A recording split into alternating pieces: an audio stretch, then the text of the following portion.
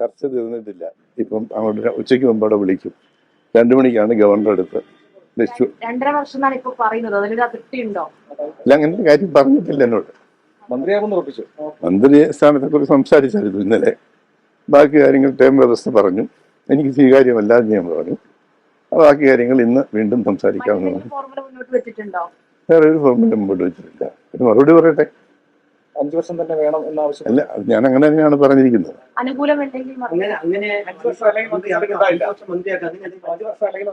അത് അന്നേരം ആലോചിച്ച് തീരുമാനിക്കും. ഇപ്പൊ എങ്ങനെയാ പറയുന്നത്? മന്ത്രിയാകുന്നതിനെ കുറിച്ച് തീരുമാനമാകുന്ന പിന്നെ അതിനോട് നമ്മളിവിടെ പറയേണ്ട കാര്യമല്ലല്ലോ. പറയേണ്ട ആളുകളോടല്ലേ പറയേണ്ടത്. പിന്നെ ഏതായാലും ഒരു മീറ്റിംഗ് കൂടെ ഉണ്ട്. അത് കഴിഞ്ഞേ ഫൈനലായിട്ട് തീരുമാനമാകുള്ളൂ.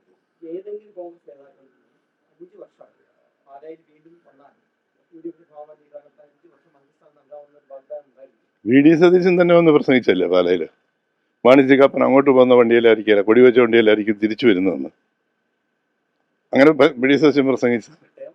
അതുപോലെ രമേശ് ചെന്നിത്തല പുള്ളി കൺവെൻഷൻ വന്നപ്പം അദ്ദേഹം അത് തന്നെ പറഞ്ഞു, ഇത് പാലയ്ക്ക് ഒരു വലിയ സമ്മാനം കിട്ടാനിരിക്കുന്നു. രണ്ടാളും ഇത് പറഞ്ഞതാണ്. അത് അറിഞ്ഞിട്ടല്ലേ പറയാനുള്ളൂ. അവരിപ്പോൾ പറയാം 2.5 വർഷമേ തരുന്നുള്ളൂ, അത് ആദ്യത്തെ അല്ല രണ്ടാമത്തെ ടൈമേ പറ്റുള്ളൂ. അന്നേരമല്ലേ മറുപടി പറയണ്ടേ. അത് പുറത്ത് നിങ്ങൾക്ക് കിട്ടുന്നല്ല, എനിക്ക് കിട്ടിയിട്ടില്ല.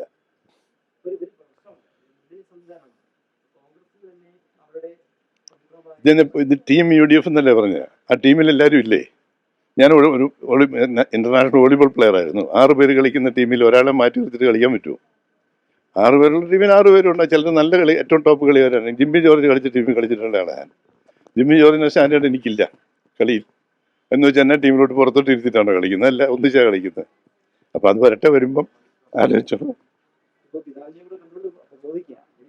പിതാവുമായിട്ട് എനിക്ക് വളരെ വർഷങ്ങളായിട്ടുള്ള സൗഹൃദമുണ്ട്. എൻ്റെ മകളെ കല്യാണം കഴിച്ചിരിക്കുന്നത് ഈ ഇതിലാണ്. ഞാൻ സമ്മർദ്ദം ചെലുത്താൻ വന്നതല്ല, സഹായപ്പെടുത്തിക്കാനും വന്നതല്ല. അങ്ങനെ ഞാൻ ചോദിച്ചിട്ടില്ല. പിതാവിനോട് തന്നെ ചോദിച്ചു. പിതാവിനെ കാണാൻ വന്നു. ഈ പല പിതാക്കന്മാരുമായിട്ട് നല്ല ബന്ധമുണ്ട്. അങ്ങനെയാണെന്ന് പറഞ്ഞാലല്ലേ. ഇന്നലെ ഇങ്ങനെ ഒരു സജഷൻ പറഞ്ഞു, പറ്റിയല്ലോ. ഞാൻ ഇറങ്ങിപ്പോന്നു. നിങ്ങളെ കാണാൻ ഞാൻ നിന്നില്ല. ഞാൻ ഇങ്ങനെ വഴിക്ക് പോയി. അതിനും ജേക്കബ് നിങ്ങളുടെ അടുത്തൊന്ന് മറുപടി പറഞ്ഞു. ഞാൻ പറയാൻ നിന്നില്ല. ഓപ്പണായിട്ടൊരു പ്രോബ്ലം ഉണ്ടാക്കാൻ ഞാനില്ല.